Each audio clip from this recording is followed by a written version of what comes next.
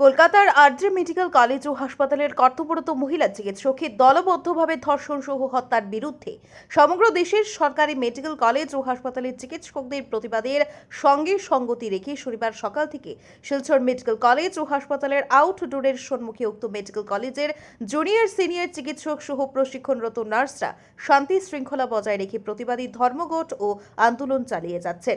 এদিন Silchar medical college ও হাসপাতালের অসংখ্য জুনিয়র চিকিৎসক সহ নার্সরা পশ্চিমবঙ্গে মহিলা চিকিৎসকের দলবদ্ধভাবে ধর্ষণ ও হত্যার বিরুদ্ধে তীব্র ভাষায় নিন্দা জানিয়ে ধর্ণা প্রদর্শন করেন।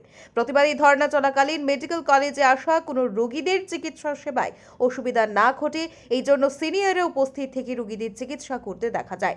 অন্যদিকে আন্দোলনকারী জুনিয়র চিকিৎসকরা প্রশ্ন তুলেন, কলকাতার আরজি মেডিকেল কলেজে কর্তব্যরত মহিলা চিকিৎসকের নৃশংস হত্যার এতদিন চলে যাওয়ার পরেও কেন প্রকৃত দোষীদের শাস্তি প্রদান করা হচ্ছে না।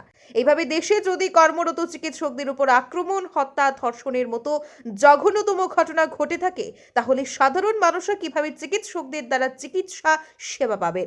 সরকারের কাছে কেন্দ্রীয় ও রাজ্য স্তরে এতগুলো সুরক্ষা বাহিনী থাকা অবস্থায় চিকিৎসক তথা চিকিৎসা কর্মীদের সুরক্ষা প্রদানের ক্ষেত্রে কেন ব্যর্থ সরকার?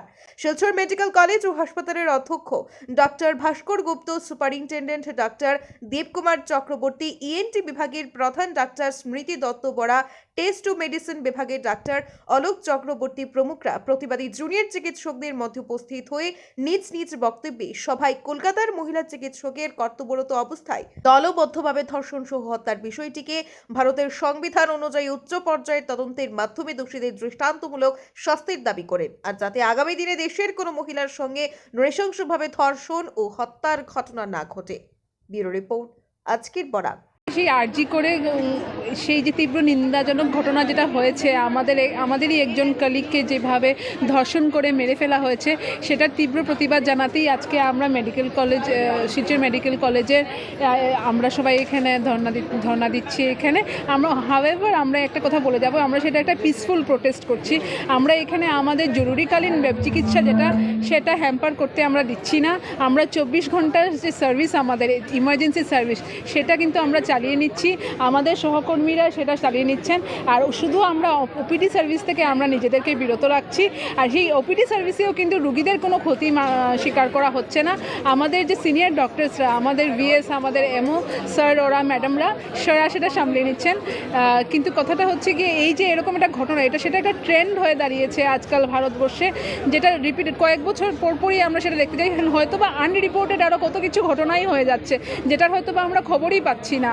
তাই এই সব ঘটনার আমরা তীব্র প্রতিবাদ জানিয়ে আজ আমরা এখানে ধর্ণা দিচ্ছি। সেটা আমরা সরকারের কাছে আর্জি জানাই যে সেরকম একটা ল বের করা হোক, যাতে যে কোনো মহিলার প্রতি, জরুরি না যে শুধু মহিলার ডক্টর হবে বা নার্স হবে বা অন্য কোনো যে কোনো মহিলার প্রতি যে কেউই যে কোনো দুষ্কৃতি যখন ওদের নজর ফেলে, ওদের প্রাণ যেন ভয়ে কেঁপে ওঠে যে না, আমরা কোনোভাবেই কোনো ধরনের কোনো খারাপ ব্যবহার আমরা করতে পারি না ওর সাথে।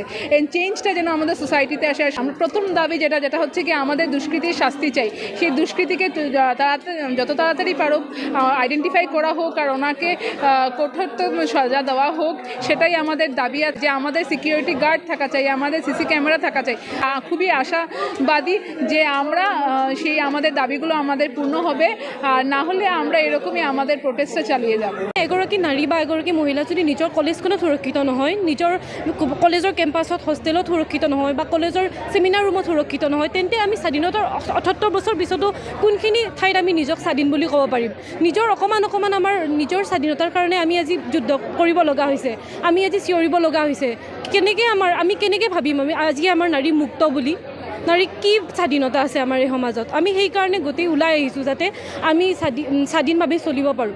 এখন দেশত যদি নাৰীক পূজা কৰা হয়, তেন্তে সেই দেশত নাৰীক সুৰক্ষিত নিশ্চিত কৰাটো অতি জৰুৰী। পুৰা ইণ্ডিয়াৰ ওপৰত আমি দেখিছোঁ যে বহুত বস্তু হৈ থাকে, কিছুমান প্ৰাইমেৰী লেভেলত হয়, কিছুমান আমাৰ কলেজতো হয়।